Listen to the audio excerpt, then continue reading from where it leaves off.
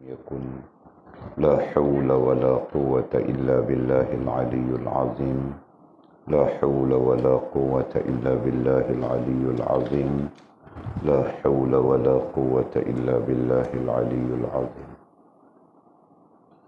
اللهم ارحمنا بالقرآن واجعله لنا إماما ونورا وهدى ورحمة. اللهم ذكرنا منه ما نسينا، علمنا منه ما جهلنا، وارزقنا تلاوته آناء الليل وأطراف النهار، واجعله لنا حجة يا رب العالمين. اللهم افتح لنا فتوح العارفين، وارزقنا فهم النبيين، واجعلنا من عبادك الصالحين والمتقين يا رب العالمين. بسم الله الرحمن الرحيم. قال مصنف رحمه الله تعالى: نفعنا الله بعلومه وبكتابه في الدارين، اللهم آمين يا رب العالمين. وبعد قال: cinta adalah, waba'du qala, kerinduan, ay ishq. Cinta adalah kecenderungan tabiat pada sesuatu yang menyenangkan. Jika kecenderungan itu menjadi teguh dan kuat, ia dinamakan ishq, yakni kerinduan. Kerinduan itu terus meningkat hingga pecinta menjadi budak bagi kekasihnya. Ia akan memberikan segala yang dimilikinya untuk kekasihnya. Tidakkah anda memerhatikan Zulaikha yang jatuh cinta kepada Nabi Yusuf alaihissalam dengan menghabiskan wang dan untanya?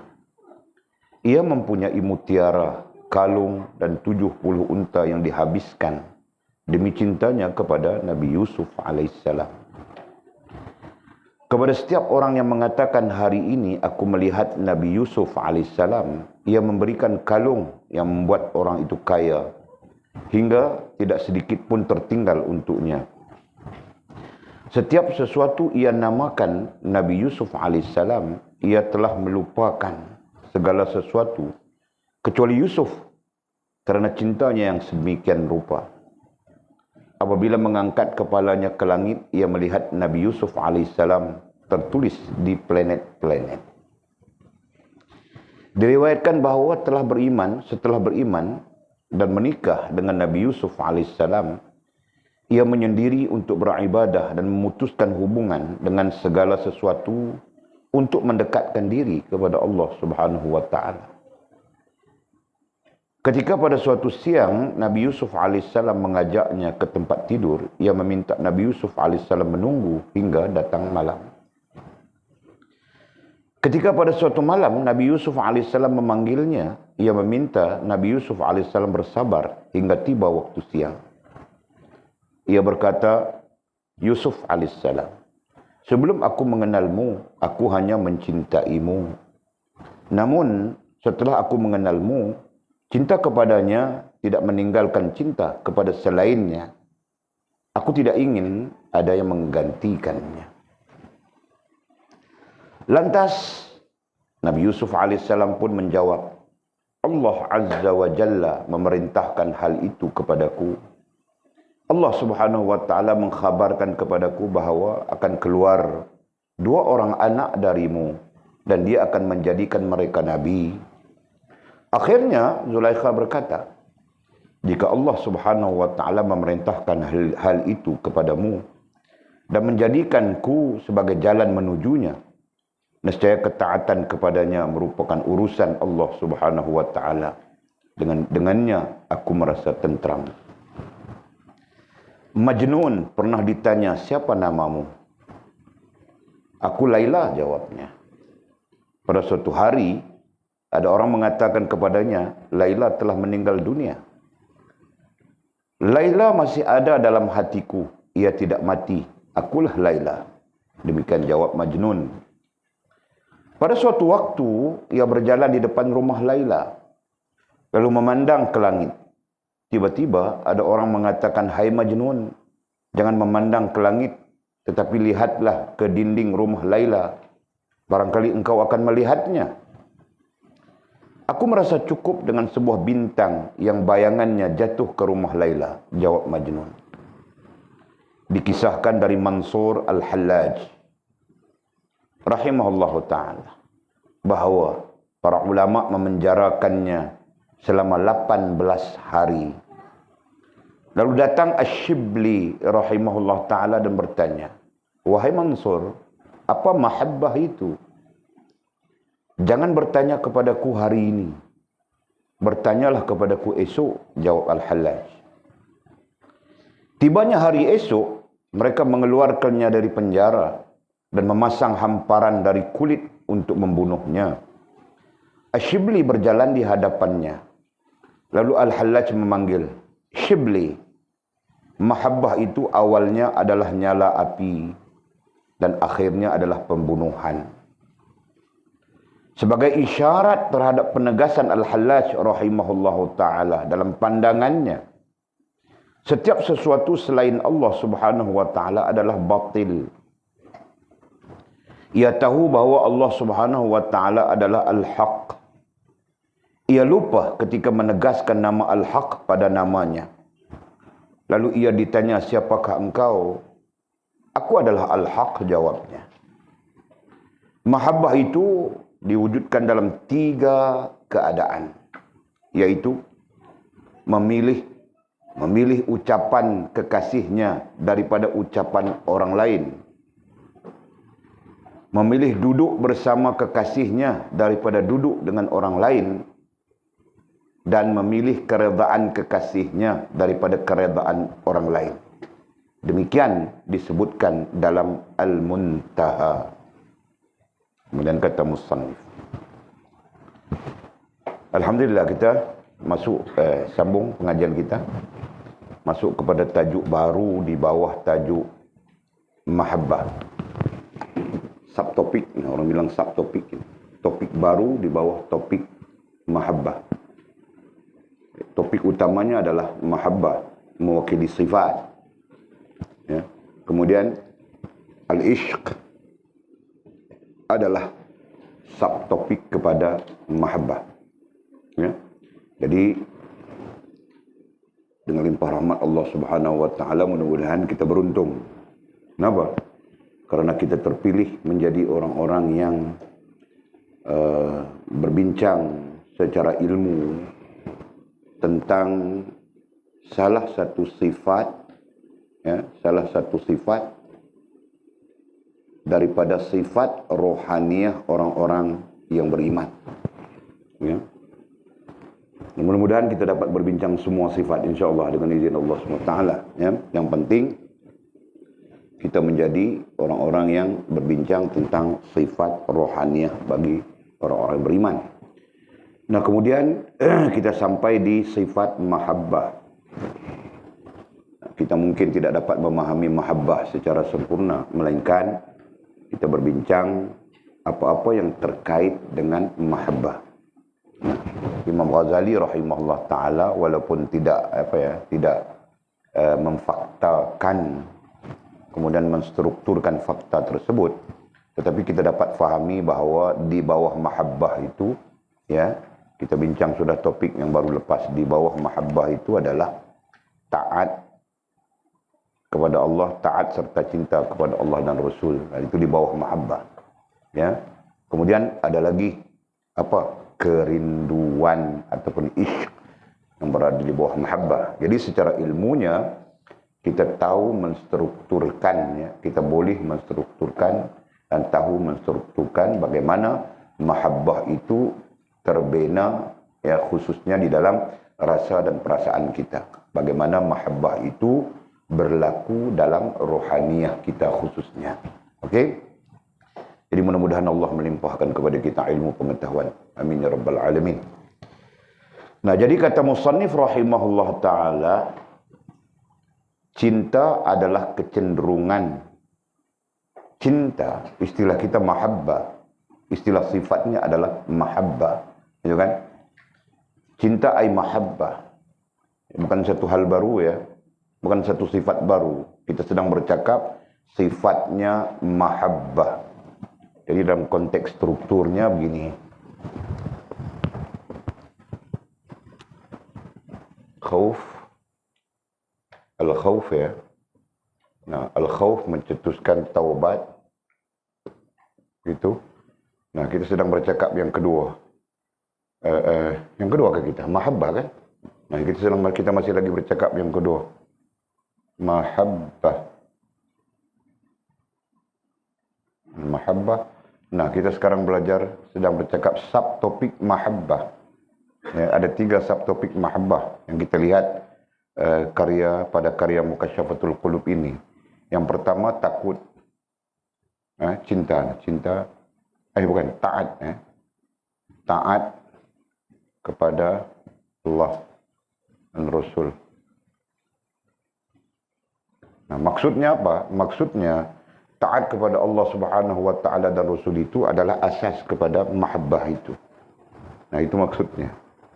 Nah, tidak ada mahabbah tanpa ada ketaatan dan kepatuhan kepada Allah Subhanahu wa taala dan Rasul. Nah, itu faktanya. Okey.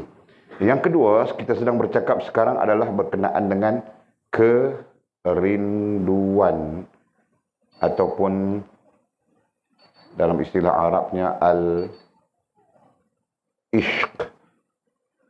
YQ. Al-ishq. Nah, mau sebut pun tidak tahu. Yang maknanya adalah asyik. Maknanya adalah asyik. Nah, kita perlu bercakap tentang ini kerana semua orang yang mengalami perasaan cinta, semua orang yang mengalami perasaan cinta akan berdepan dengan asyik. Nah, ini termasuk dalam hal hubungan cinta dengan Allah Subhanahu wa taala. Nah, ada asyiknya, Okey. Dan yang ketiga nantinya tentang apa? Dari segi struktur.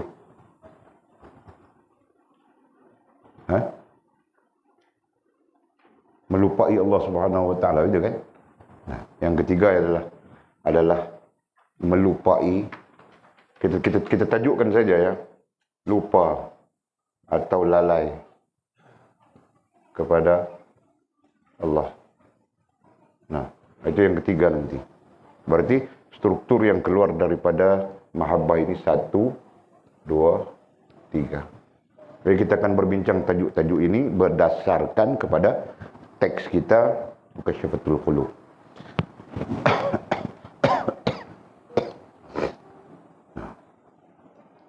Jelas ya? Okey.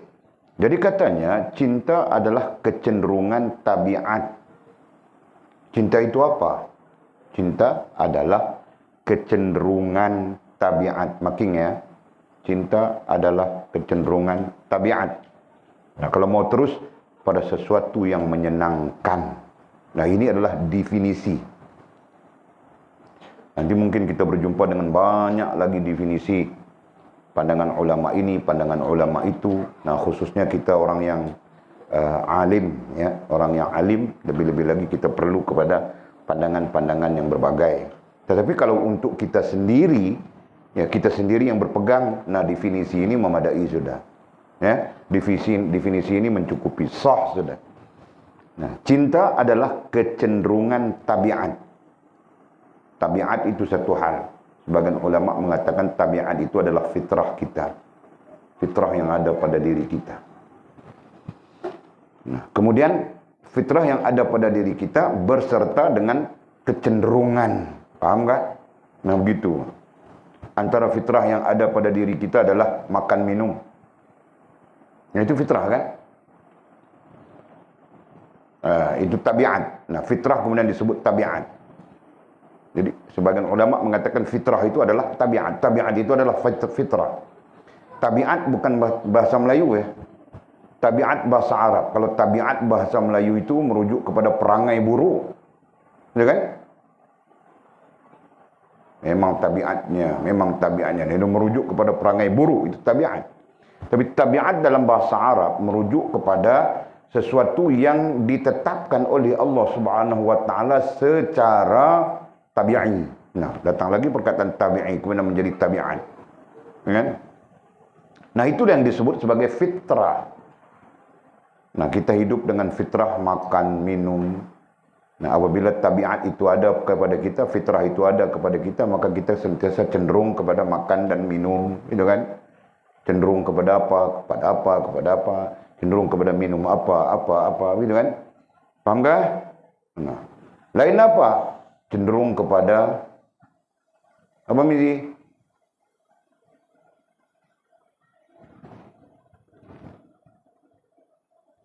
Apa itu?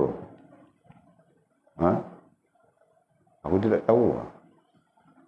Nah, cenderung kepada, kalau perempuan cenderung kepada lelaki, lelaki cenderung kepada perempuan. Nah, itu juga merupakan fitrah dan tabi'i, gitu kan?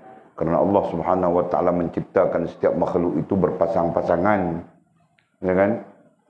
Allah sebut di dalam Quran begitu. Okey? Jelas. Nah, itu fitrah. Nah, sampai umur 30 saja tidak kahwin lagi, kelang kabut sudah. Nah, makil nasib baik dia umur 18. Kan? Sampai umur 25 perempuan, 30 perempuan tidak kahwin, kelang kabut sudah dia. Ya kan? Nah. Kenapa? Karena itu adalah, perkara itu adalah fitrah. Dan fitrah itu kemudian disebut juga dengan tabi'iyah. Ya, walaupun tidak meliputi semua hal. Okey. Jadi kecenderungan kepada tabiat itu, nah, kalau kecenderungan, ada dua kecenderungan. Ya. Satu kecenderungan kepada menyempurnakan. Nah, kemudian disebut menyempurnakan agama, kemudian disebut menyempurnakan tabiat. Ya. Dan boleh saja disebut menyempurnakan fitrah. Dan lagi satu, kecenderungan kepada kerosakan. Ya. Nah, berarti ada dua kecenderungan di situ. Dua kecenderungan tabiat. Nah, satu kecenderungan tabiat, kecenderungan tabiat. Satu kesempurnaan. Ya.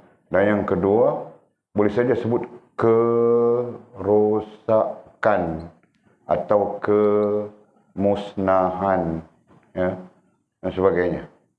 Nah, ada dua. Nah, asas kepada dua ini, hak dan batil. Asas kepada kesempurnaan adalah hak, asas kepada kerosakan, kemusnahan adalah batil. Hal ini terkait dengan Allah Subhanahu wa taala mengajar kita mengajar kita di dalam Al-Quran, yang kita bacakan dalilnya, wala talbisul haqqa bil batil. Jangan kita campur adukan di antara yang hak dengan yang batil dalam hidup kita, dalam diri kita, dan sebagainya. Nah, percampuran kepada yang hak dan yang batil itu akan merosakkan yang hak. Nah, percampuran hak dengan batil atau batil sahaja, nah itu semuanya bermula daripada kecenderungan. Betul? Boleh faham tak? Nah, Mizi punya kecenderungan mau menikah, sudah gatal-gatal, geli-geli sudah. Nah, ya, kecenderungan mau menikah. Nah, kecenderungan itu boleh membawa Mizi kepada hak dan juga boleh membawa Mizi kepada batil. Betul? Ya kan?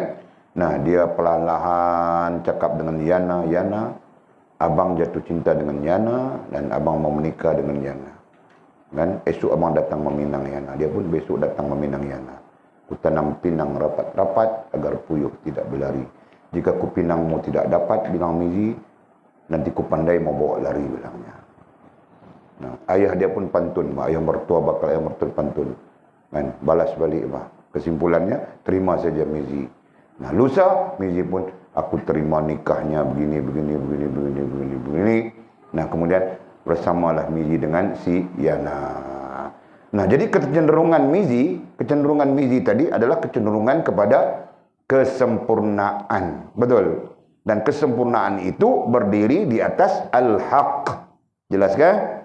Nah, begitu. Nah, cerita lain di sebaliknya, Mizi berkeinginan, kecenderungannya ada sudah. Ya. Nah, kemudian dia pun pikir, nah dibawa larinya si Yana itu. Kan? Ghaib, masuk dalam dunia lain. Nah, semua orang cari tidak jumpa. Dan dia berseronok-seronok di dalam dunia lain. Gitu kan? Nah, itu kecenderungan. Nah, Mizi menggunakan kecenderungan yang sama, tetapi kecenderungan itu adalah kecenderungan yang merosakkan, kemusnahan, kerosakan. Nah, boleh saja kebinasaan, boleh saja, ya kan? Nah, jadi ada kecenderungan kepada kebinasaan. Nah, kecenderungan kepada kebinasaan itu bertitik tolak dari batil. Nah, kita jelas sudah. Allah Subhanahu wa taala menuntun kita melalui Al-Quran dengan dalil yang sangat jelas. Ya. Nah, nanti kita, karena kemudian terserah kita mau cenderung kepada hak atau mau cenderung kepada batil. Gitu kan? Jika kita cenderung kepada yang hak, kepada hak, al-haq, nah kita semakin lama semakin sempurna, semakin lama semakin sempurna hubungan kita dengan Allah Subhanahu wa taala. Nah, jika kita cenderung kepada hawa nafsu kita, ya, bercanggah dengan al-haq, nah perlahan-lahan kita akan bertemu dengan kemusnahan. Perlahan-lahan kita akan bertemu dengan kebinasaan, gitu kan? Ya, kita akan bertemu dengan al-batil. Nah, kita terlibat dengan perkara batil saja. Paham kan? Nah, begitu. Oke, jadi kata kunci yang kita berbincang di sini adalah tabiat, kecenderungan tabiat. Nah, itu kata kuncinya. Nah, cinta adalah kecenderungan tabiat. Nah, nanti kalau orang tanya kau Jul, Bang Jul, cinta itu apa maknanya? Jadi Bang Jul dapat jawaban adalah kan, cinta adalah kecenderungan tabiatmu. Nah, bagaimana tabiatmu cenderung? Nah, ketika tabiatmu cenderung kepada telefon, nah telefon di tangan kau saja. Sekejap-sekejap tengok telefon, sekejap-sekejap tengok telefon, sekejap-sekejap tengok telefon. Kau ada masa Bang Jul tengok Quran? Oh, aku sibuk, bang. Mana aku ada masa mau tengok Quran? Nah, paham kan? Nah, kenapa kecenderungan sampai menjadi tabiat kita, menjadi perangai kita, gitu kan? Menjadi sikap kita dengan telefon. Nah, itu contoh. Paham kan? Oke. Jika kecenderungan itu menjadi teguh dan kuat, nah, kecenderungan itu boleh menjadi teguh dan kuat. Ya, seperti kita sebutkan tadi, apabila kecenderungan itu menjadi teguh dan kuat, nah akan dilaksanakan, akan dilakukan. Ya, siapapun, kecenderungan itu menjadi teguh dan kuat. Nah, nantinya apa yang menjadi kecenderungannya itu akan berada di sisinya. Kan? Nah, orang tadi, tamu-tamu kita tadi kecenderungan mereka kuat kepada motor besar. Nah, ada yang baru beli kemarin baru sampai motosikal ini hari ride ke pondok kita. Nah, itu kecenderungan. Nah, kecenderungan itu apakah membawa mereka kepada kesempurnaan atau membawa mereka kepada kebinasaan? Ya kan? Nah, itu terserah kita kemudiannya. Oke. Kecenderungan itu, jika kecenderungan itu menjadi teguh dan kuat, ya, apabila dia menjadi teguh dan kuat, ia dinamakan ishq. Mau sebut macam mana? Kalau bahasa Arabnya al-ishq.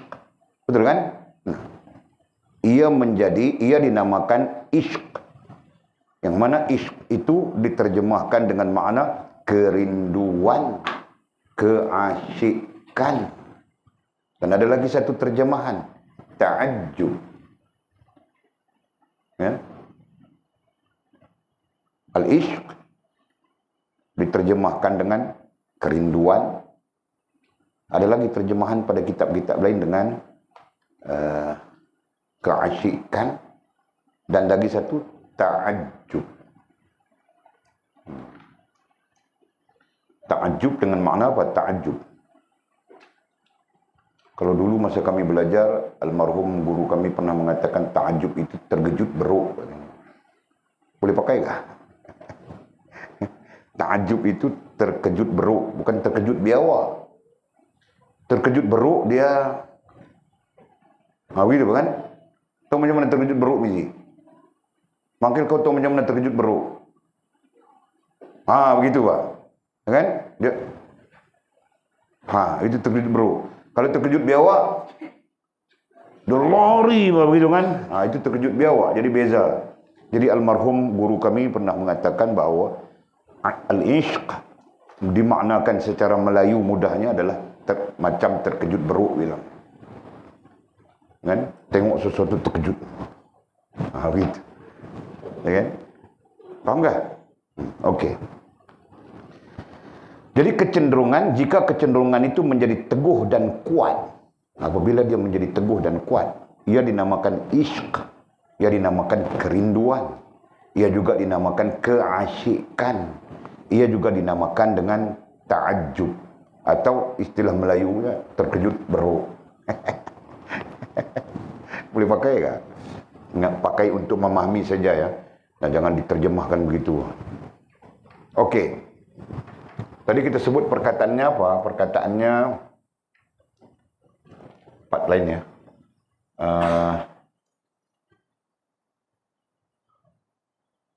Cinta ya, cinta. Nah, nantinya akan mencetuskan 3 hal. 3 hal ya. 1, kerinduan. Yang kedua, mencetuskan keasyikan. Keasyikan. Dan yang ketiganya, ta'ajub itu tadi. Mau terjemah macam mana maknanya ta'ajub? Ajaba, yu'ajibu, ta'ajuban. Kagum. Ya, okey pak. Okey, kagum boleh pakai. Kagum. Kekaguman.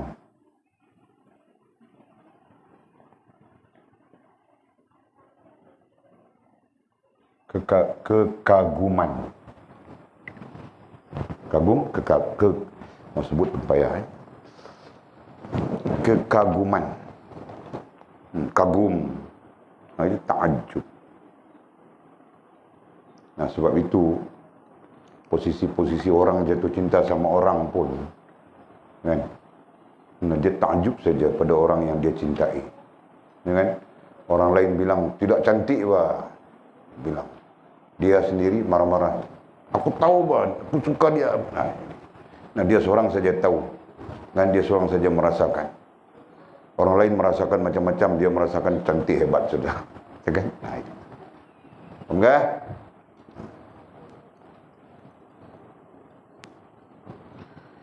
Kerinduan itu terus meningkat. Nah, kerinduan itu yang kita istilahkan al-ishq, ya. Yang kita istilahkan apa tadi? Bukan. Kita istilahkan 3 istilah. Yang kita istilahkan kerinduan, yang kita istilahkan keasyikan, yang kita istilahkan kekaguman itu katanya. Ya, jadi bukan kerinduan saja di situ ya. Jadi kerinduan itu sebahagian daripada cinta. Ya. Nah, kita sebut 3 terus berdasarkan kepada kitab-kitab lain. Ibnu Qayyim Jauziyah ada menulis satu kitab, Taman Orang-orang Bercinta. Ya. Kitab itu ada terjemahan dalam bahasa Indonesia. Taman Orang-orang Bercinta, dan dia bercakap tentang bercinta, tentang cinta dengan Allah Subhanahu wa taala. Ya, nah, jadi antara yang dia masukkan di sana adalah seperti kita sebutkan di sini. Ya, cinta itu adalah kerinduan, cinta itu adalah keasyikan, cinta itu adalah kekaguman. Okey. Jadi katanya kerinduan, nah kita pakai satu saja di sini, babitkan 3 itu tadi ya. Kerinduan itu terus meningkat hingga pencinta menjadi budak bagi kekasihnya. Nah, kerinduan itu ataupun keasyikan itu, kekaguman itu akan terus meningkat. Meningkat artinya berkembang. Ya, 1 hari, 2 hari, 3 hari berkembang dia. Ya. Nah, itu kalau kita rujuk kepada manusia, dengan manusia pun begitu kan. Semakin lama semakin sayang. Ya kan? Semakin lama semakin rindu. Semakin lama semakin asyik. Semakin lama semakin kagum. Ya kan? Mungkin begitu kah, Mizi? Ya, kalau betul mereka mengikut syariat Allah Subhanahu wa taala, semestinya begitu. Semestinya begitu. Faham Jul? Nah, si Jenab Simpang 3 itu, semakin lama kau bersama dia, semakin kau rasa kasih kepadanya. Kenapa? Karena sifatnya, tabiatnya, sikapnya menyenangkanmu dengan Allah Subhanahu wa taala, dengan nabimu dan dengan dirimu sendiri. Gitu kan? Nah itu. Bukan semakin lama dia semakin payah kita, gitu kan? Nah, ada orang yang semakin lama semakin payah. Mula-mula ia kentut pun wangi. Nah, selepas 10 tahun kita makan petai lebih sikit saja. Makan jengkol. Ya kan? Jaring. Terkentut depan dia, bah, bilang, "Kentut busuk." Marahnya kita begitu. Nah, ketika itu hilang kan? Betul kan? Nah, sedikit-sedikit dia hilang, bah. Yang namanya kerinduan, yang namanya keasyikan, yang namanya kekaguman, itu hilang kan? Nah, pada hakikatnya betul. Kagum datang daripada kedua-dua pihak. Enggak. Nah, kita kagum dengan pasangan kita. Kenapa? Karena dia sanggup berkorban, susah, payah, begitu begini. Nah, walaupun kita dalam keadaan yang tidak larat, tidak mampu, nah dia menerima kita, menjaga kita. Nah, kita kagum kan? Nah, begitu bah manusia. Nah, di satu keadaan hilang kekaguman kita. Kenapa? Contoh seperti tadi, kan? Ini yang susah nih. Kalau 20 tahun dulu aku menikah dengan si Jenal, kalau aku menikah dengan si siapa nama orang Sabah? Si Pak Mastur, aku menikah dengan ini tidak susah seperti aku menikah denganmu sekarang, bah, bilangnya. Nah, ketika itu bagaimana perasaanmu, Jul? Kekagumanmu hancur kan? Bahkan bukan kekagumanmu hancur, semuanya hancur, betul? Nah itu, manusia dengan manusia. Pahami Ji? Nah, enologi itu untuk memahami istilah dan perkataan yang sedang kita bincang ya. Oke. Jadi katanya kerinduan itu terus meningkat hingga pecinta. Nah, istilah pecinta kita belajar sudah ya. Semua orang belajar sudah. Istilahnya pecinta. Apa? Itu berada di mana? Nah, berada di hal jasmaniyah. Semua orang belajar sudah. Yang tidak belajar dia tidak akan paham apa yang kita cakap. Ya. Jadi kerinduan itu terus meningkat hingga pecinta menjadi budak bagi kekasihnya. Nah, menjadi budak bagi kekasihnya itu majaz. Nah, itu majaz, bukan menjadi budak, tetapi menjadi apa?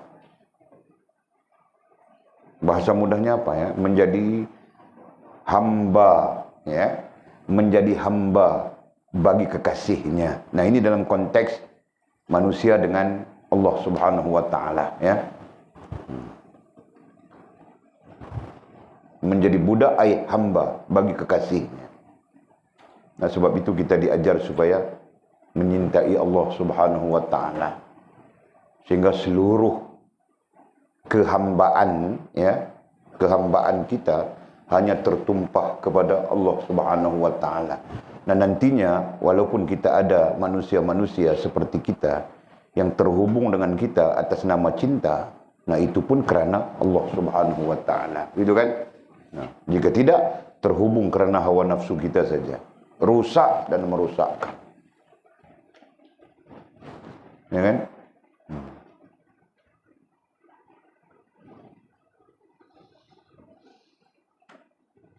Ia akan memberikan segala yang dimilikinya untuk kekasihnya. Nah, justru apabila ia menjadi budak ay hamba bagi kekasihnya, ya, budak ay hamba bagi kekasihnya, ia akan memberikan segala yang dimilikinya.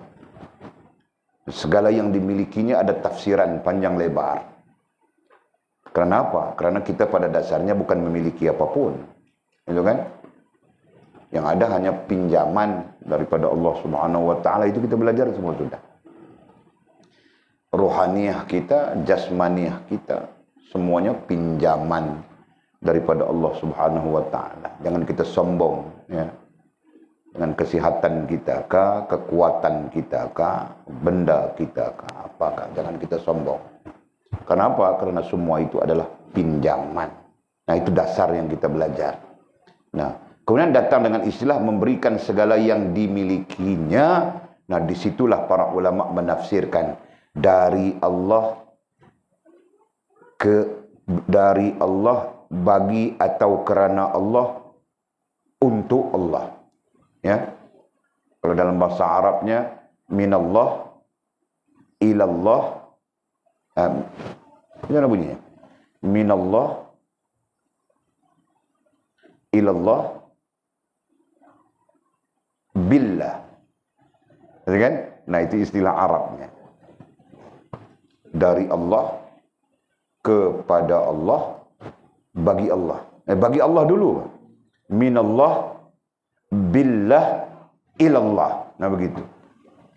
Itulah maksud perkataan memberikan segala yang dimilikinya. Ya. Nah, kita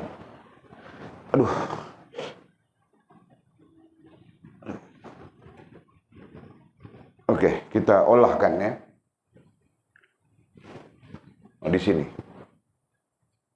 Perkataan kita tadi yang dimiliki. Hakikatnya yang dimiliki itu akan pergi kepada 3 keadaan. 1, dari Allah. Yang kedua, bagi Allah. Dan yang ketiga, kepada Allah. Nah, kesemuanya ini disebut lillahi rabbil alamin. Okey. Nampak tak? Jadi lillahi rabbil alamin itu mewakili makna dari Allah, bagi Allah, kepada Allah. Jadi bila-bila pun pada ketika apapun kita mengucapkan lillahi rabbil alamin atau kerana Allah kah, nah itulah maksudnya. Ya. Jadi terkait dengan yang dimiliki. Nah, yang dimiliki itu apa? Yang dimiliki itu apapun aktiviti yang kita lakukan. Ya, apapun yang ada pada kita. Itu makna literal ya. Dimiliki apapun aktiviti yang kita lakukan. Nah, itu termasuk tidur kah, makan kah, apakah. Ya. Dan apapun yang ada pada kita. Yang ada pada kita apa? Semuanya pinjaman itu kan.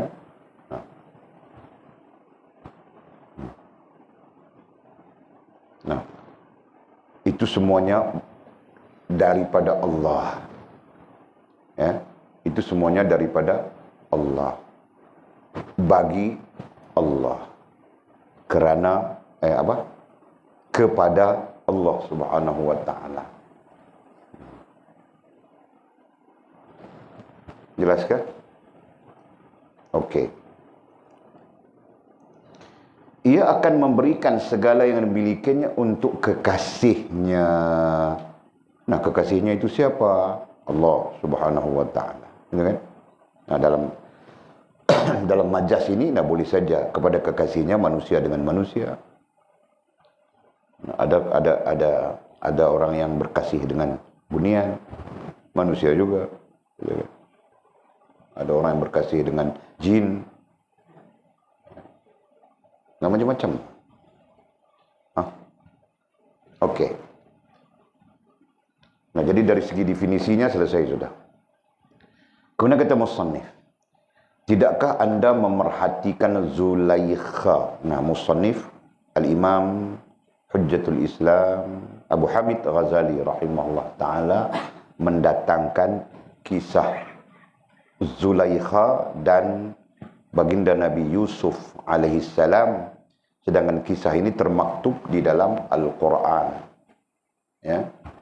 Nah, Walid pernah kasih tugas mah. Satu orang cari 2 kisah daripada Al-Quran.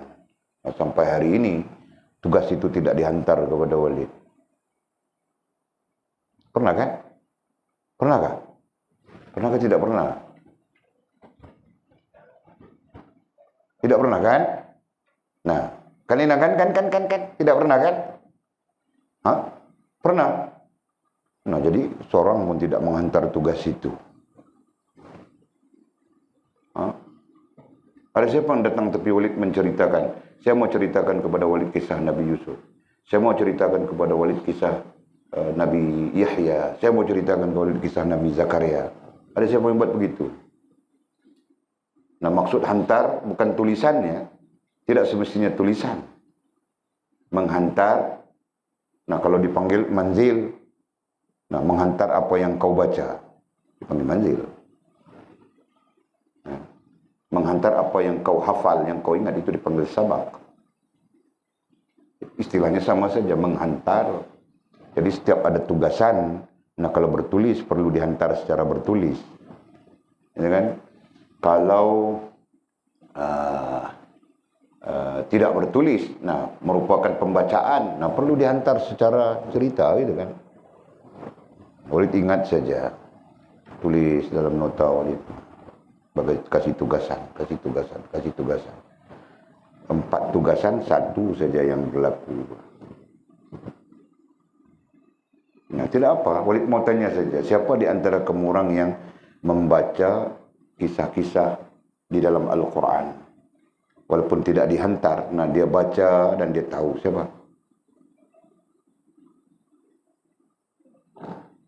Hah? Tiada.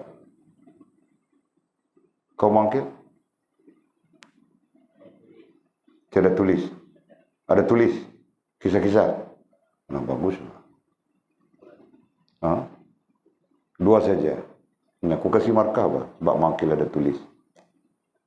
Nah, Mizi, tulis pun tiada, baca pun tiada. Biru. Mau buat macam mana? Nah, kamu orang? Fas? Atul? Mimi? Dina? Kau buat apa? Baca saja. Kau baca berapa? 2. Ya, kalau suruh cerita, kau boleh cerita kan? Hah? InsyaAllah boleh cerita. Nah, besok kita dengar cerita. Semua kita diam saja dengar cerita daripada Lina. Kisah apa kamu cerita?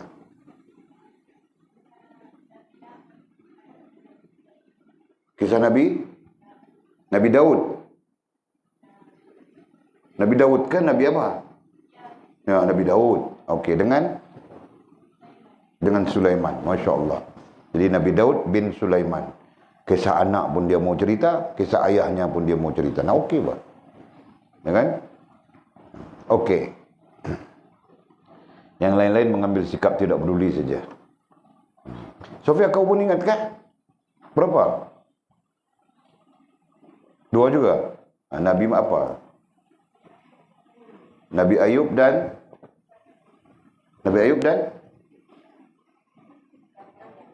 Nabi Zakaria. Okey, bagus. Sangat bagus. Yang lain-lain tidak bagus kah? Nah, yang lain-lain pun bagus juga, bah.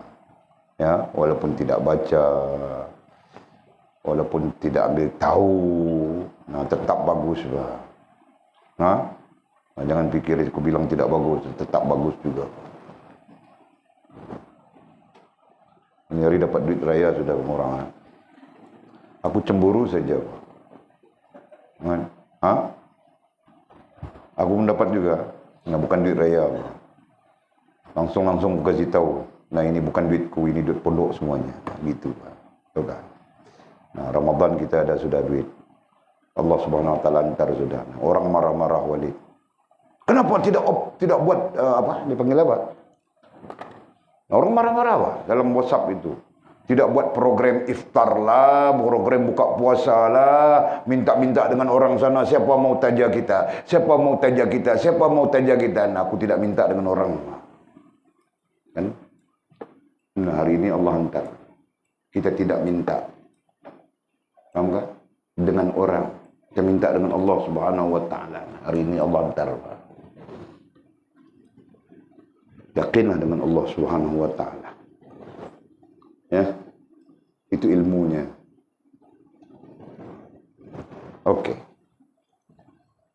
Terus, tidakkah anda memerhatikan Zulaikha? Ini kisah ya, memerhatikan kisah, cerita. Nah, kisah siapa? Kisah Zulaikha. Ya, Zulaikha. Siapa Zulaikha? Nah, ini istilah ya, ada yang menyebutnya Zulaikha di kalangan orang Arab, ada yang menyebutnya Zulaiha. Ya, jadi bunyinya ha saja. Yang lain bunyinya kha. Dengan qaf, dengan qaf, kah? Dengan qaf, dan yang lain dengan ha.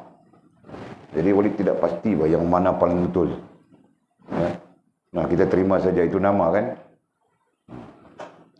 Zulaiha kah? Zulaikha kah? Nah, tidak menjadi hal. Nah, kisahnya termaktub di dalam Al-Quran.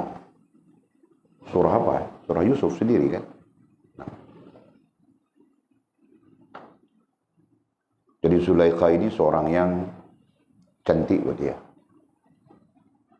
Menjadi istri kepada Fir'aun. Ya, menjadi kebiasaan Fir'aun akan memilih seorang yang paling cantik dalam negerinya. Tahu tak? Nah, sudah tentu dia pilih, sudah cari kan, cari yang tercantik 10.000 orang. Susun semua cantik 10.000 orang. Dari 10.000 itu dia mau pilih 1.000 saja. Nah, buang 9.000. Nah, tinggal 1.000 saja. Dari 1.000 itu pilih lagi siapa yang paling cantik, buang. Ya, tinggal 10 saja. Dari 10 itu pilih lagi siapa yang paling cantik, buang 9, tinggal 1 saja. Yang 1 itu adalah Zulaikha. Paham tak? Itu Walid pandangan saja. Ada ulama tafsir mengatakan bukan 10.000 orang, bahkan beratus ribu orang yang dipilih daripada rakyatnya di negara Mesir ketika itu. Mesir di bawah kekuasaan Fir'aun, termasuk sampai ke Babylon, sampai ke Irak. Ya, tahu tak? Masya Allah. Berarti Zulaikha yang tercantik daripada ratus ribu wanita yang dipilih oleh Fir'aun pada masa itu. Ya, paham tak? Mungkin. Nah, kalau begitu keadaannya, mungkin hari ini kalau dia lalu di depan ini, kita semua jatuh serban, jatuh kopiah mungkin kan? Boleh jadi begitu kah? Hah? Boleh jadi kan manggil kan? Allah, ya Allah. Jangan lalu di kita. Kalau begitulah cantiknya dia, kalau dia mau lalu dia tutup lah mukanya supaya kita tidak lihat. Nanti jadi fitnah kepada kita semua. Kan makin fitnah kepada kita wali-wali Allah di sini. Hah? Itu kan? Jangan mangkil di atas kandang kambing, jatuh kandang kambing tidak sedar. Jangan begitu mangkil kan? Jangan. Kan? Jul tengah plaster, tiba-tiba bata jatuh atas kepalanya pun tidak sedar. Boleh jadi begitu kan? Nah, itulah Zulaikha. Ya, Walid kasih introduction sikit saja. Selebihnya cari sendiri kisahnya. Oke. Jadi Zulaikha ini jatuh cinta kepada Nabi Yusuf alaihissalam. Jatuh cinta dia kepada Nabi Yusuf alaihissalam. Ada banyak penafsiran penceritaan mengatakan jatuh cintanya kepada Nabi Yusuf ketika Nabi Yusuf ditangkap dan sebagainya. Kan? Itu kisah Nabi Yusuf ada di dalam Al-Quran. Nah, Walid tidak mendahului Al-Quran. Nanti kamu orang baca, ya. Cumanya Zulaikha jatuh cinta kepada Nabi Yusuf atas isu lain. Kan? Nabi Yusuf alaihissalam ditangkap oleh Fir'aun, ditahan oleh Fir'aun, isunya lain. Nah, ketika melihat baginda Nabi Yusuf alaihissalam, nah dia jatuh cinta terus. Nah ini berarti Nabi Yusuf lagi handsome orangnya, ya kan? Daripada berjuta lelaki termasuk suaminya Fir'aun. Nah dia jatuh cinta kepada Nabi Yusuf, budak kampung saja, kampung boy, macam Walid juga, ya? Dan sudah tentu Nabi Yusuf ini seorang yang sangat handsome, gitu kan? Okey. Jadi Zulaikha jatuh cinta kepada Nabi Yusuf alaihissalam. Kenapa Zulaikha jatuh cinta kepada Nabi Yusuf alaihissalam? Kerana sangat handsome-nya Nabi Yusuf. Sisi lain ada yang mengatakan bukan handsome-nya saja, daya tarikannya sebagai lelaki. Nah, itu ada pandangan daripada mufassir-mufassir yang mana mereka membincangkan tentang ciri-ciri lelaki. Nah, sebab itu Walid sudah kasih tahu kamu orang, lelaki ya ada maknanya tersendiri, perempuan ada maknanya tersendiri, betul kan? Nah, makna itu datang dari mana? Makna itu datang dari perbincangan para ulama ya tentang ciri-ciri seorang lelaki, ciri-ciri seorang perempuan, betul? Nah, perbincangan demi perbincangan, orang panggil hipotesis demi hipotesis, nah akhirnya keluar jawapan-jawapan yang ilmiah. Nah, antara jawapan ilmiah, lelaki ada maknanya. Sebab itu disebut lelaki. Dalam bahasa Arab, lelaki disebut rijal. Nah, ada maknanya rijal. Dalam bahasa Arab, perempuan disebut al-mar'ah. Ya, ada maknanya al-mar'ah. Betul kan? Nah, walaupun nanti kita berjumpa dengan an-nisa, artinya wanita, artinya perempuan. Ya, tapi makna-makna itu datang kemudian. Makna dasarnya bagi perempuan, istilah dasarnya bagi perempuan adalah al-mar'ah. Nah, hal ini dibincang oleh para ulama. Nah, mungkin bertitik tolak daripada apa ya? Nabi Yusuf alaihissalam sendiri mempunyai ciri-ciri kelakian yang sempurna. Gitu kan? Nah, sekarang jangan main, kamu orang tahu kah? Sadu dia, sadu. Kan? Six pack. Ketul-ketul badan. Pakai baju pun sadu saja, fit saja. Tapi gay. Tahu kah? Nah, di situ gambaran tentang yang kau lihat itu lelaki, tetapi sifatnya rosak sudah. Paham tak? Nah, berarti itu lelaki yang tidak sempurna, tidak mempunyai ciri-ciri kelakian yang sempurna. Paham tak, Bangkit? Paham, Jul? Nah, jadi kita tidak perlu sadu-sadu, Bang Jul. Ya, kita pakai jubah saja, pakaikan pelekat, pakai baju Melayu saja, pakai serban saja. Nah, di sana, paham tak? Nah, ada ciri-ciri lelaki yang sempurna yang disebutkan oleh baginda Nabi sallallahu alaihi wasallam. Nah, nantinya perempuan tidak suka kau pakai serban. Nah, itu wanita fasik lah. Ya kan? Paham sih? Perempuan nanti tidak suka kau pakai kopiah. Nah, itu wanita fasik lah. Apa kau mau mengisterikan dia? Janganlah. Terang-terang fasiknya sudah. Nah, kau pakai kopiah, dia bilang, abang lebih baik abang ikut sunnah Rasulullah, pakai serban. Nah, itu. Paham tak? Nah, kau pakai serban sudah, dia bilang, abang, ini malam kita qiyamul lail, tahajud. Nah, begitu. Paham tak? Qiyamul lail sudah, tahajud sudah. Ini malam kita sahur, bang, besok kita puasa. Nah, itu. Betul kan? Ini asyik ajak pergi ke mall saja, shopping saja, itu kau memperisterikan dia. Mampus kau. Paham tak? Nah, itu bahagian. Nah, sama juga perempuan. Mar'ah. Nah, ada maknanya tersendiri. Nah, kira-kira kamu orang belajar sudah, kasih tahu sudah. Nah, rijal apa maknanya? Apa misi? Nah, aku tanya terus sebab aku nampak mulut kau berkumat kamit saja cakap.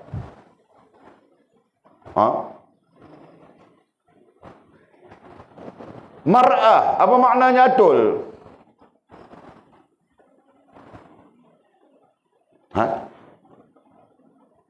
Buah nangka?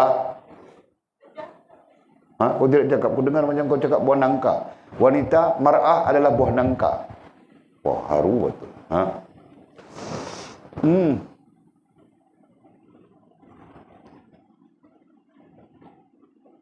kau tanya Fas, nah Fas yang cuba-cuba jawab. Fas, mar'ah apa? Maknanya apa? Al-mar'atu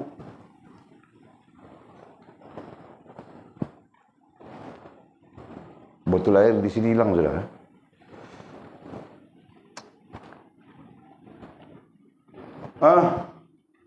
Tidak tahu. Mimi.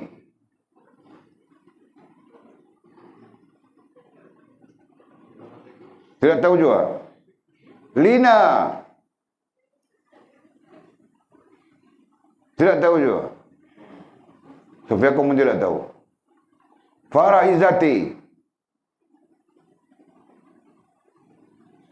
Kamu tidak tahu juga. Nah, kamu orang cakap lelaki maknanya apa? Kau tidak perlu cakap perempuan. Nah, kamu orang lelaki cakap perempuan maknanya apa? Apa? Pisang rebus. Oh, ini macam-macam lagi. Mar'ah itu maknanya lemah lembut. Nah, kau belajar dari siapa? Kau belajar dari akil? Kau tak pernah ajar pun? Nah, ajaran sesat tu dah kau ini. Suka terlibat dengan ajaran sesat. Nah, aku pun tidak pernah ajar begitu. Nah, cari rantau perempuan maknanya apa? Nah, kau ada kecenderungan sudah kan? Nah, kalau ada kecenderungan, kasih tahu maknanya dulu. Nah, baru kemudian perlahan-lahan, itu kan?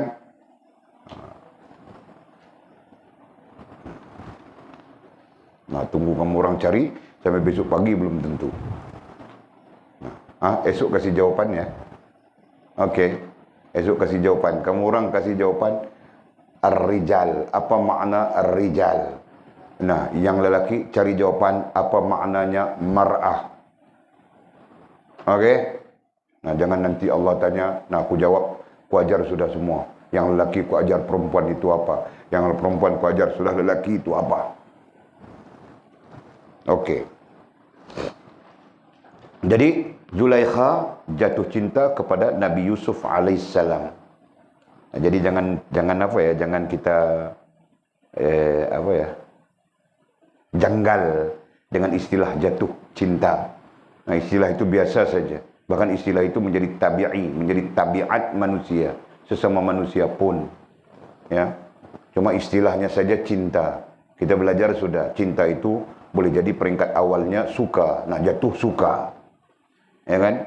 Jatuh sayang. Jatuh apa? Jatuh kasih, gitu kan? Dan jatuh cinta. Tapi umumnya kita menggunakan satu istilah yang induk saja, jatuh cinta. Kan? Macam Walid pun ada juga tengah jatuh suka, jatuh sayang ini kepada Nikolai Aisyah. Orang Jerman. Kurus sudah makan tidak lalu. Anjul. Jadi kalau tiba-tiba hilang saja Walid berarti ada di Jerman sudah. Okey. Gigi pun mau jatuh sudah. Sakit habis semua. Kau ni melampau ketawakan aku, Fas. Aku tukar gigi emas semuanya nanti, kau tahu kan? Nah, itu jam senyum pun nampak emas saja. Okey. Zulaikha yang jatuh cinta kepada Nabi Yusuf alaihissalam dengan menghabiskan wang dan untanya. Nah, ketika dia mencintai Nabi Yusuf alaihissalam, ya, ketika dia berada di keadaan-keadaan ini ya, keadaan-keadaan cinta, keadaan-keadaan cinta yang ini yang mempengaruhinya, kerinduan, keasyikan, kekaguman, ya. Keadaan-keadaan ini mempengaruhi Zulaikha. Nah, dia sampai-sampai berhabis apapun yang menjadi hartanya, yang menjadi hartanya secara umum ya, menjadi hartanya. Nah, itu termasuk uangnya pada ketika itu dan hartanya yang terdiri daripada unta-unta yang merah. Nah, kalau kita lihat kitab tafsir, dibilang unta-unta yang merah. Maksudnya unta merah. Unta merah, ada satu hadis Nabi SAW menyebut, ya, tentang apa ya, sampai Nabi SAW mengatakan unta merah. Nah, unta merah adalah unta yang mahal, ya, unta yang termahal. Nah, termahalnya daripada zaman dulu sampailah sekarang. Nah, unta merah itu harganya mahal, gitu kan? Nah, kalau dulu mungkin 25 dirham. Kita contohkan ya, satu ekor unta merah. Unta lain 1 dirham saja. Unta-unta yang lain, jenis lain 1 dirham saja. Tapi unta merah itu sampai 25 dirham. Itu contoh ya. Nah, kalau sekarang unta yang lain harganya mungkin 5.000 dirham, 5.000 rial misalnya. 5.000 rial. Kalau Saudinya rial. Satu ekor unta biasa 5.000 rial. Tapi satu ekor unta merah dia mungkin jadi sampai 30.000 rial. Paham nggak? Nah, itu demikian gambaran. Jadi si Zulaikha, ya, seorang yang kau mau menari bukan di sini tempatnya. Oke. Jadi Zulaikha seorang yang, ya, orang yang berada di dalam istana Firaun kan. Berarti dia memiliki kekayaan selain daripada harta benda, gitu kan? Dia memiliki harta benda dan kekayaan. Nah, dia menghabiskan uangnya dan unta merahnya, ya, kerana Nabi Yusuf alaihissalam. Nah, bagaimana? Nah, itu ceritanya. Ia mempunyai mutiara, di mana Zulaikha mempunyai mutiara. Nah, Walid tidak tahu mutiara itu sampai bagaimana harganya. Tapi yang Walid pernah tengok, mutiara itu pun ada yang mahal-mahal harganya kan. Nah, kualitinya Walid tidak tahu itu. Dia mempunyai kalung-kalung yang terbuat daripada benda-benda yang berharga, bahan-bahan yang berharga mahal, kan? Dan mempunyai 70, nah di sini disebutkan ya, dan 70 unta merah yang kita sebutkan tadi, ya, yang dihabiskan demi cintanya kepada Nabi Yusuf alaihissalam. Ya, bukan ceritanya, yang penting itu apa? Pengajaran itu kita mau ambil, ya kan? Nah, bagaimana Allah menunjukkan kepada peristiwa Nabi Yusuf dengan Zulaikha perasaan mahabbah, perasaan cinta itu yang seharusnya kita bina pada diri kita dalam urusan kita dengan Allah Subhanahu wa taala, ya. Tapi malang mungkin terlewat sudah, terlajak sudah. Kita membina hubungan cinta dengan dunia, kita melalaikan hubungan cinta dengan Allah Subhanahu wa taala. Nah, sampai-sampai sekarang khusyuk dalam salat pun kita tidak tahu apa. Kita tidak merasakan apa yang namanya khusyuk di dalam salat. Allah. Okey. Jadi katanya, kepada setiap orang yang mengatakan hari ini aku melihat Nabi Yusuf alaihissalam, kepada setiap orang, siapapun yang berkata, wahai Zulaikha, hari ini aku melihat Nabi Yusuf, wahai Zulaikha, hari ini aku melihat Nabi Yusuf, wahai Zulaikha, hari ini aku terjumpa Yusuf, wahai Zulaikha, hari ini aku terpandang Yusuf, wahai Zulaikha, hari ini Yusuf lalu di depanku, wahai Zulaikha, tadi aku terpandang Yusuf di kejauhan. Nah, apapun terkait dengan Nabi Yusuf, ketika diberitahu kepadanya, dicakapkan kepadanya, maka Zulaikha akan memberikannya. Ia memberikan kalung yang membuat orang itu kaya hingga tidak sedikit pun tertinggal untuknya. Dia akan memberikan hartanya. Paham kan? Nah, begitu. Nah, sampai-sampai ketika itu yang ambil kesempatan pun ada. Bilang, tadi pagi ku nampak Yusuf. Nah, dia benar. Karena kau nampak Yusuf, ku kasih itu. Nah, semua hartanya, termasuk unta merah miliknya. Dan gambaran cintanya. Allahu Akbar. Setiap sesuatu ia namakan Nabi Yusuf alaihissalam. Bahkan setiap sesuatu ia namakan Nabi Yusuf alaihissalam. Sesuatu yang dia suka. Nah, dia suka misalnya, dia suka apa? Dia suka buah apple. Nah, buah apple itu dinamakan Yusuf. Dia suka apa? Dia suka bunga. Bunga itu dinamakan Yusuf. Faham tak? Dia suka petai. Petai itu pun dinamakan Yusuf. Nah, ini pun terjadi kepada manusia dengan manusia juga kan. Mizi, asyik dia dengan Yana. Pinggan, dia namakan Yana. Cawan kopinya juga dia namakan Yana. Kalau dia tidak namakan pun dia nampak muka Yana di pinggan itu. Nah, itu contoh kan. Okey, begitulah yang berlaku kepada Zulaikha. Masya Allah. Jadi setiap sesuatu ia namakan Nabi Yusuf. Jadi mau gambarkan apa ini? Ini mau menggambarkan keasyikan. Kerinduan satu, keasyikan itu satu, kekaguman itu satu. Nah, tergambar semuanya di situ. Kagum dia kepada Nabi Yusuf. Ya, padahal Nabi Yusuf itu adalah makhluk ciptaan Allah Subhanahu wa taala. Ya, Al-Quran mengisahkan begitu nantinya. Sampai-sampai dia tersedar yang dia kagum, yang dia asyik, ya, yang dia rindu sebenarnya makhluk ciptaan Tuhan. Sudah tentu Tuhan itu lebih hebat. Nah, kemudian dia beriman kepada Allah Subhanahu wa taala. Nah, Al-Quran mengisahkan itu kan? Okey. Ia telah melupakan segala sesuatu. Semuanya dia lupakan. Mungkin dia suka unta yang merah. Nah, dia lupakan unta yang merah. Hilang dari kepalanya. Mungkin dia suka telefon. Nah, zaman itu tidak ada telefon kan? Apapun yang dia suka, ya, dilupakan. Ia telah melupakan segala sesuatu yang ia suka. Babit begitu berdasarkan kepada Al-Quran. Ia telah melupakan segala sesuatu yang ia suka. Nah, manusia kan secara tabi'i ada yang dia suka kan? Suka benda itu, suka benda ini, suka benda itu, suka benda ini. Kalau kamu orang tengok bilik Walid itu penuh dengan pisau. Tahu tak? Sampai Walid nanti buat bilik Walid di ujung sana sorang-sorang saja. Aku mau letak sesuatu yang aku suka di situ. Pisau lah, pedang lah, apa? Okey. Ia telah melupakan segala sesuatu kecuali Yusuf. Kecuali Nabi Yusuf saja. Lain semua dia lupakan. Nah, kalau kita majaskan kepada ilmu kita, nah, lupakan dunia, lupakan sesuatu yang melalaikan, lupakan itu, lupa Allah Subhanahu wa taala saja yang dia ingat. Seolah-olahnya begitu.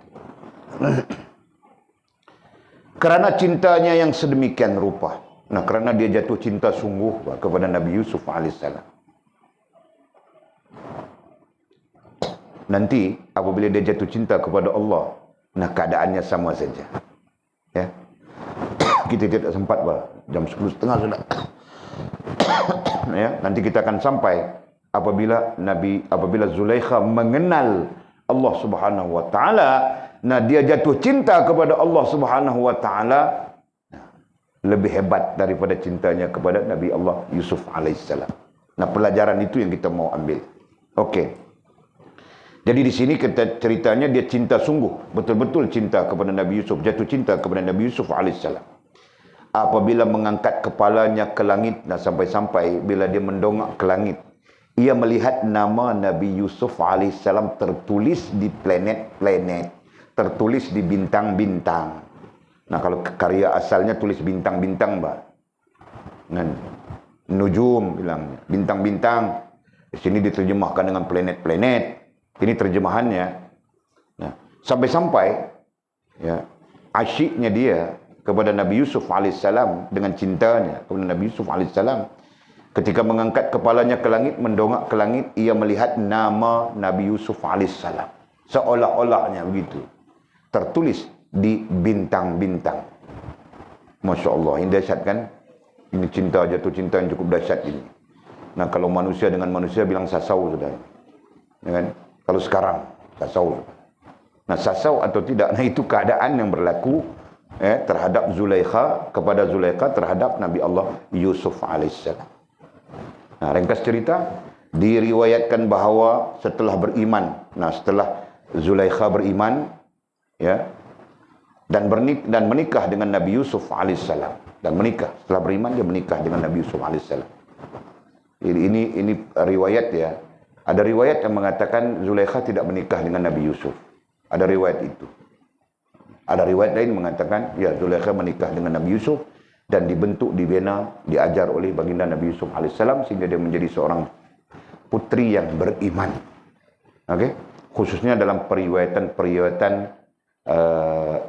ulama-ulama kerohanian, ya, ulama-ulama tasawuf. Okey.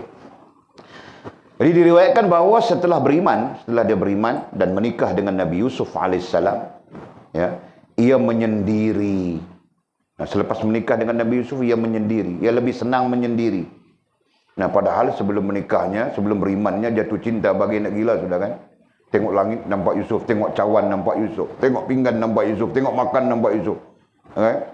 Nah, bila menikah, kemudian dia beriman dan menikah dengan Nabi Yusuf, nah dia menyendiri untuk beribadah dan memutuskan hubungan dengan segala sesuatu untuk mendekat diri kepada Allah Subhanahu wa taala.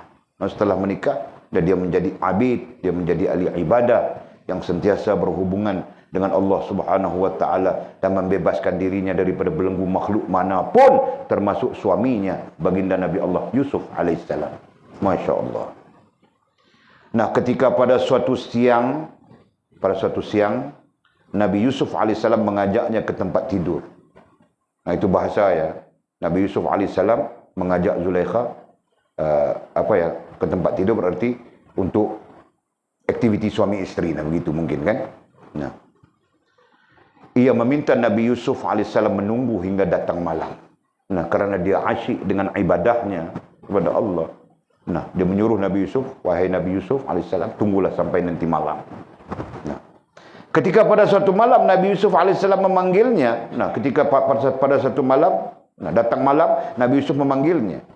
Ia meminta Nabi Yusuf bersabar hingga tiba waktu siang. Ya, riwayat ini datang sekali sebenarnya. Ya, periwayatan ini datang sekali.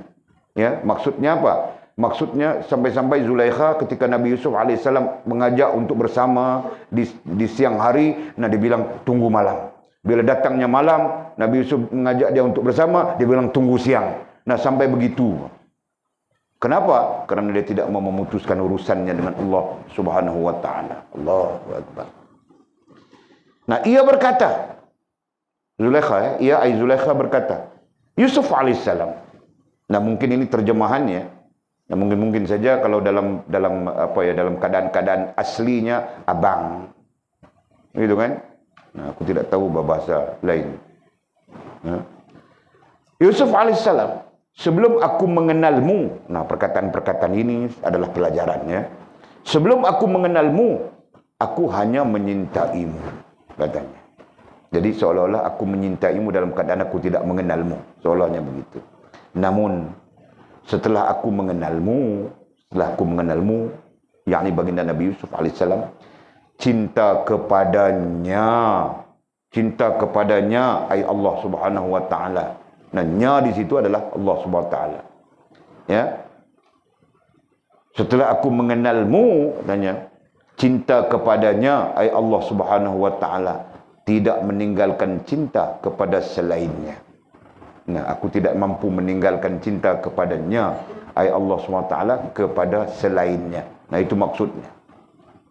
Nah, itu perkataan Zulaikha ya, perkataan Zulaikha. Setelah aku mengenalmu, cinta kepadanya, kepada Allah, tidak meninggalkan cinta kepada selainnya. Tidak meninggalkan ay tidak merubah. Ya. Setelah dia mengenal Allah Subhanahu wa taala, maka cinta kepada Allah Subhanahu wa taala itu tidak merubah kepada selainnya. Berarti dia cinta Allah Subhanahu wa taala. Jadi katanya lagi, aku tidak ingin ada yang menggantikannya. Nah, kata Zulaikha, aku tidak ingin ada yang menggantikannya ay Allah Subhanahu wa taala di dalam rasa dan perasaanku. Nah, seolah-olahnya begitu. Dia tidak mau ada yang menggantikan Allah Subhanahu wa taala di dalam rasa dan perasaannya. Hebat kan? Nah, itulah gambaran sedikit sebanyak ya sebelum kita sambung. Zulaikha, mudah-mudahan Allah merahmatinya seperti mana Allah merahmati Nabi Yusuf alaihissalam, ya, tentang cintanya kepada Nabi Yusuf kemudian bertukar kepada cintanya kepada Allah Subhanahu wa taala. Pelajarannya, mesejnya adalah lebih baik kita menyintai Allah daripada menyintai makhluk, namanya manusia khususnya. Kau menyintai perempuan, perempuan itu akan meninggalkanmu. Kau menyintai istrimu, nah istrimu akan meninggalkanmu juga. Kau menyintai anakmu, anakmu juga akan meninggalkanmu. Nah, jadi kau menyintai siapa? Kau menyintai Allah Subhanahu wa taala. Karena Allah Subhanahu wa taala tetap akan bersamamu. Jelas kan? Istri akan tinggal kita, Pak. Masuk dalam kubur saja, pijak-pijak saja dia pulang, Pak. Dia bukan duduk dengan kita di dalam kubur itu kan. Nah, untung-untung ada orang minta dia menikah lagi. Kan? Menikah lagi dia. Pamakil. Nah, kau sorang-sorang dalam kubur itu. Nah, siapa temanmu? Allah Subhanahu wa taala. Kau dan Allah. Kita belajar sudah ya tentang itu. Anak. Nah, anak pun ketika kau masuk dalam kubur, dia tidak tunggu bersamamu di dalam kubur, dia pulang. Kan manggil kan? Nah, tinggal kau seorang saja dalam kubur itu. Paham tak? Nah, anak-anakmu mungkin ingat padamu sehari, 2 hari, 3 hari, 5 hari. Kan? Nah, sebulan kemudian dia pun lupa sudah. Kalaupun dia bersedih untuk 2-3 hari saja. Lepas itu dia ketawa besar-besar. Kak. Ayahku tinggal duit 10 juta. Ayahku tinggal duit 2 billion. Ayo kita enjoy. Nah, mungkin begitu kan? Masya Allah. Jadi, sebetulnya siapa? Sebetulnya diri kita dan Allah Subhanahu wa ta'ala. Sebab itu Allah menyebut di dalam Al-Quran ya. Cari surahnya, ayatnya oleh lupa sudah. Istri-istrimu, anak-anakmu, harta bendamu, saudara maramu, boleh menjadi musuh kepadamu. Ya kan? Dengan Allah Subhanahu wa ta'ala. Allah menyebutkan tentang itu. Qul inna aduwi wa aduwakum. Ayat seterusnya lupa sudah. Nah, jadi kita ingat ya. Jadi imbal balasnya sama saja. Istri pun sama saja. Ya, ketika kau dihantar ke kubur, nah dia pulang. Dia tidak akan bersama dengan kau di dalam kubur. Itu kan? Nah, suamimu. Adakah suami sama-sama dengan kau masuk dalam kubur? Ada? Tidak ada. Kalau ada pun dia masuk untuk melontarkan, melempar jenazahmu ke dalam lahat saja. Nah, kemudian pulang dia. Bukan banyak hari, Pak. Hari pertama, hari kedua, hari ketiga tidak ada orang mau masak nasi, dia mulai terfikir, Pak. Kalau ada janda mana-mana aku menikah, Pak. Dia pikir janda. Kenapa? Kosnya rendah, kan? Nah, begitu, Pak. Paham tak? Nah, kau sorang-sorang di dalam kubur. Nah, kalaupun anakmu pun tidak bersamamu dalam kubur, Pak. Kau sendirian juga, kan? Nah, justru itu. Siapa yang kau patut cinta? Allah Subhanahu wa ta'ala. Paham tak? Nanti Allah denganmu. Dirimu dengan Allah Subhanahu wa ta'ala. Wajar sudah semua itu. Betul kan? Nah, hakikatnya adalah diri kita dengan Allah Subhanahu wa ta'ala. Justru belajarlah menyintai Allah Subhanahu wa ta'ala. Sama ada kita baru ataupun kita terlewat sudah. Nah, kita belajar untuk menyintai Allah Subhanahu wa ta'ala. Nah, Walid ambil pendekatan itu, senang saja padaku. Yang mau ikutku silakan, yang tidak mau ikutku, nah aku pergi saja. Jelas kah? Gitu. Okey. Nah, mudah-mudahan Allah Subhanahu wa ta'ala melimpahkan kepada kita ilmu pengetahuan sikit sebanyak daripada kisah Nabi Yusuf alaihissalam dengan Siti Zulaikha ini. Ya. Hakikatnya banyak pengajaran-pengajaran tentang cinta yang kita boleh pelajari daripada cerita, daripada kisah mereka ini. Ya. InsyaAllah dengan izin Allah Subhanahu wa ta'ala. Jadi malam ini kita berhenti di situ. Wallahu a'lamu bishawab. Kita ada 1 hari lagi besok untuk kita teruskan pengajian kitab kita. Ya, dengan izin Allah SWT, jika tidak sakit gusiku esok, tidak sakit lain-lain, nah kita akan teruskan. Nah, jika sakit, kita cuti malam esok. Ya. Jika sakit, nah itu jika. Ya. Tapi tekadku sakit atau apa, aku akan mengajar. Itu tekad, tahu tak? Aku mau tengah mengajar ini mati. Ya, tengah mengajar begini ya. Aku mau gitu. Paham ke? Tengah mengajar.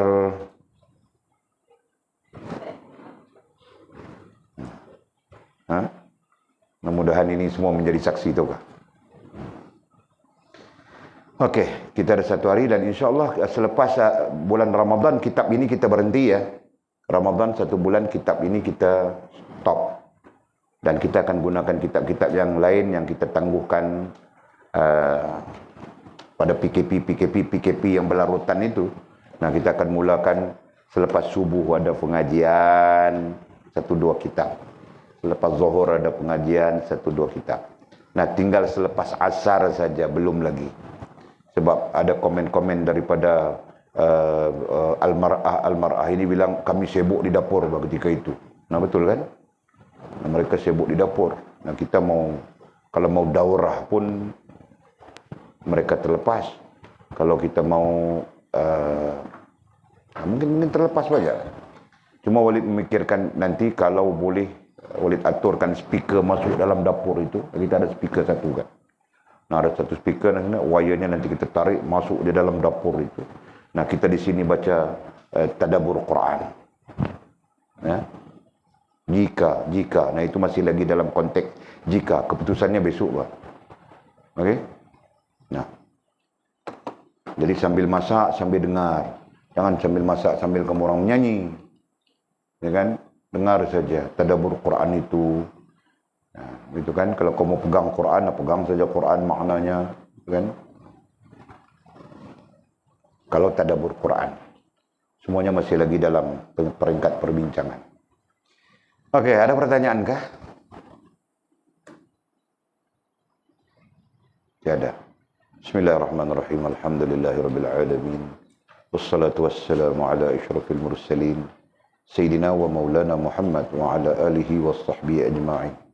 اللهم افتح لنا فتوح العارفين وارزقنا فقد النبيين واجعلنا من عبادك الصالحين. اللهم اهدنا الصراط المستقيم صراط الذين أنعم الله من النبيين والصديقين والشهداء والصالحين.